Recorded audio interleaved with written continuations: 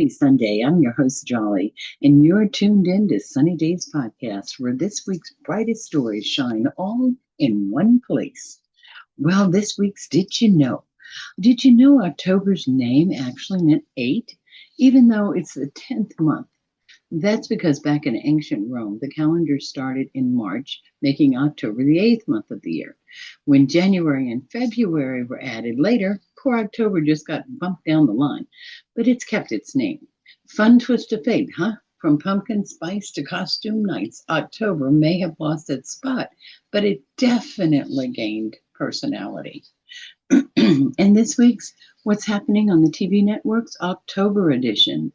Well, sunshine seekers, cozy up with your cocoa and grab that remote because the TV networks are officially back in full swing this October. Let's start with ABC, okay, where the mix of heart and heroism keeps rolling. The teachers of Abbott Elementary are back for another season of hilarious classroom chaos. Grey's Anatomy is returning to prove that love and loss never take a day off. And 9/11 is bringing the sirens and suspense right alongside its brand new spinoff, 9/11 Nashville. Looks like ABC's fall lineup is all about big hearts and bigger rescues. Over at CBS, it's basically Spinoff City. The network's flexing its storytelling muscle with the NCIS universe going strong, plus NCIS Origins and NCIS Sydney continuing their legacy. Ghost is back to keep the laughs haunting. Fire County returns to heat things up, and Sheriff County and Boston Blue are joining the scene with brand new stories. CBS clearly said, why stop at one hit show when you can have an entire family of them? And of course, there's Fox leaning into the live energy event this fall. Sports are stealing most of the spotlight, with football and baseball dominating the schedule. But fun favorites like Doc are still holding strong between all those touchdowns and home runs. And the game shows like The Floor and 99 to Beat, an old and a newbie, both with a ton of knowledge and laughter. So, no matter what you're into, laughs, love, or late night recesses, October's got a show for every mood. So curl up, press play, and let your favorite characters bring the drama while you bring your snacks. Okay, and our Jolly Chat original, Haunted House on 19th Street, a field trip into scary. Well, when Maple Ridge High's 10th grade class boarded the bus that Monday, everyone thought this field trip would be just another dull educational experience. But when the bus turned down 19th Street and stopped in front of a towering, shadowy mansion, no one was yawning anymore. The sign read, "The Haunted House on 19th Street. Enter if you dare." Ethan, the class clown, whispered, "If I get extra credit for surviving, I'm in." Their tour guide appeared out of nowhere, a tall woman in a flowing black cloak, and introduced herself as Madame Lemin. Her voice was deep, mysterious, and just dramatic enough to make the teachers kind of suspicious. Inside the house smelled like old books and Halloween candy left too long in a bowl. Cobwebs hung from every corner, and the flickering lights made it hard to tell whether the shadows were moving or just pretending to move. Sophia, the skeptic of the group, crossed her arms. "It's all props," she said, right before a dusty piano started playing all by itself. Then lockers began rattling from the classroom. A mirror fogged up and words appeared it saying, "Boo, class of 2027. Everyone screamed, including Mr. Thomas, the science teacher, whose voice cracked in a way he was never going to live down. The lights went completely out, and then they flickered back on. Standing at the center of the room was none other than Principal Green, holding a flashlight under his chin and cackling. "Surprise," he shouted.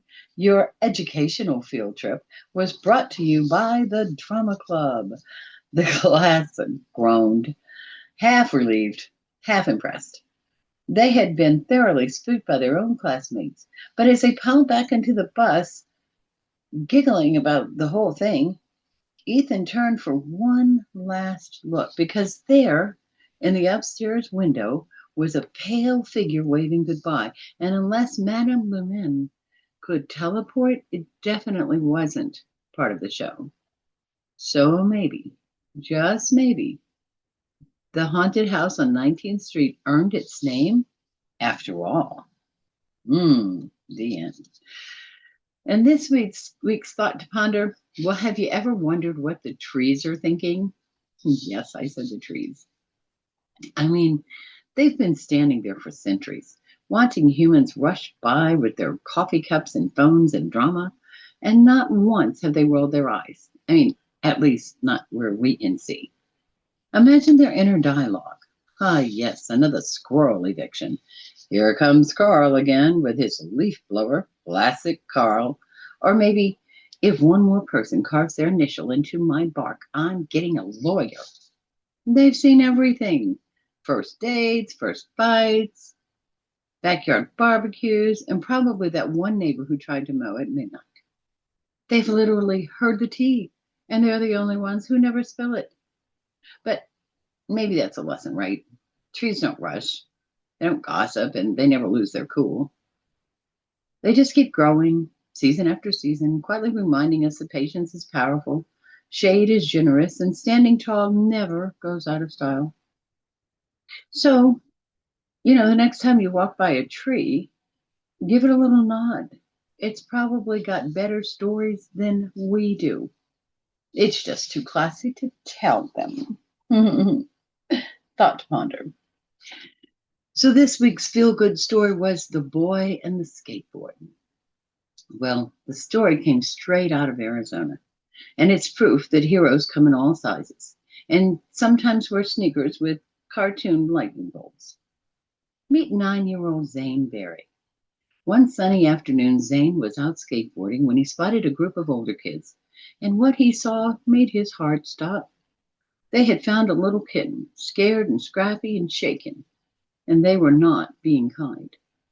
Now, most kids might have just turned the other way, but not Zane. Nope. Our little hero rolled right on up, looked those older boys square in the eye, and said, "I'll trade you my skateboard for the kitten."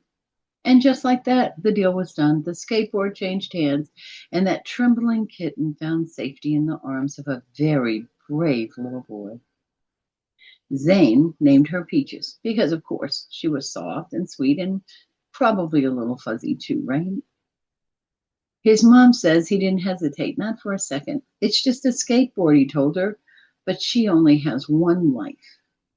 Well, word got out, and soon the ASPCA named Zane their 2025 Kid of the Year, celebrating his act of courage and compassion. But here's the best part.